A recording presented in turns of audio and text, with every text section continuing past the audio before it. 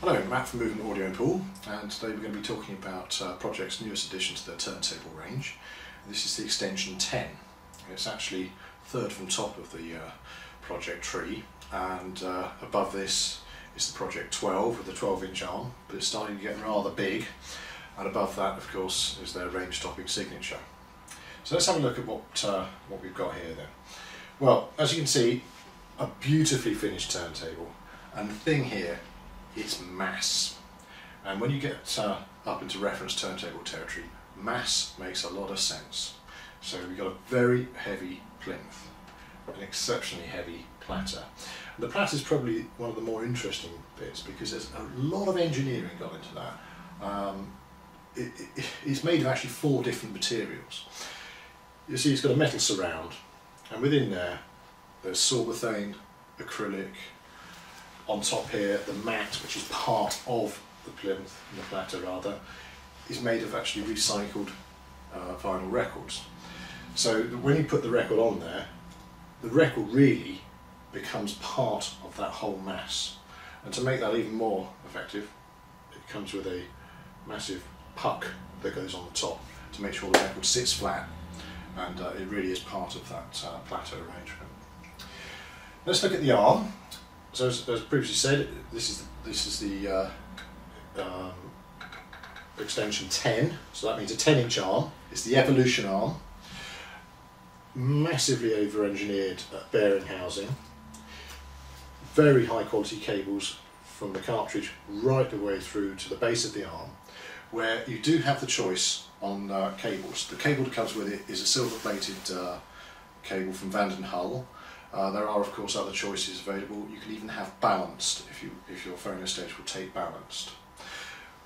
This arm doesn't have any resonant frequencies to speak of within the audio frequency range, and comes with 4 different counterweights. The idea of having this choice on counterweights is that depending on the weight of the cartridge, you can keep the counterweights close to the pivot point as possible. All of the counterweights have got silverthane O-rings into them, so they don't add any resonance to the arm. The power supply to the turntable is pretty clever. Little wall wart just goes into the wall, and then within the deck you have electronic speed change and pitch control. So if your record happens to not be quite the right speed, and believe me, there are some out there that are not. For example, Pink Floyd The Wall is actually recorded a bit too fast on vinyl. The reason for that is because if they didn't put it onto the vinyl too fast, it wouldn't actually fit onto both sides of each record. So you can actually pitch this down a bit and listen to it at the right speed with this turntable.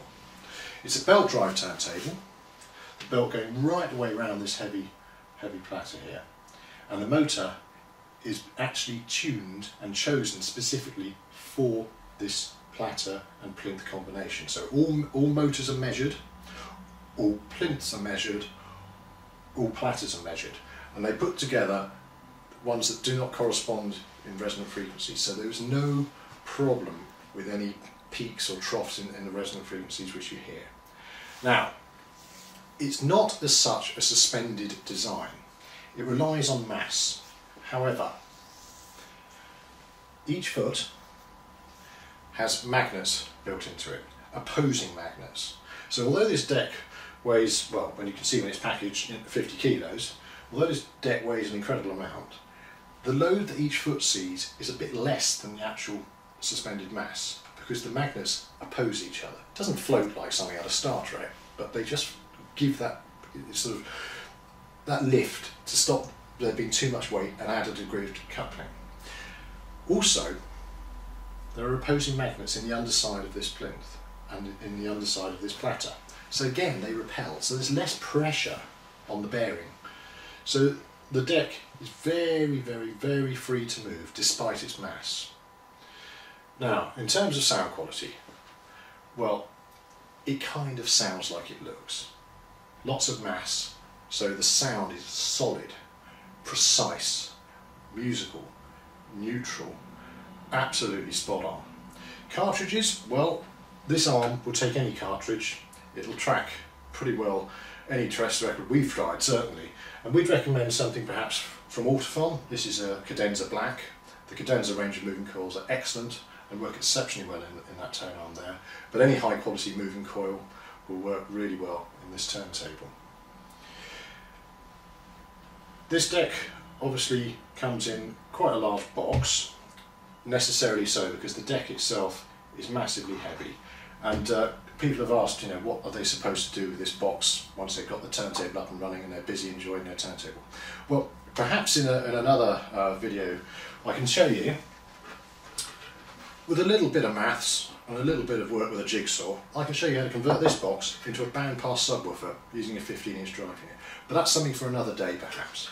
Meantime, let's just say that this turntable is amongst the best I've heard at the price, and in fact I don't think I've heard anything better when it's properly set up. Really is a beautiful turntable, thoroughly recommend you hear this.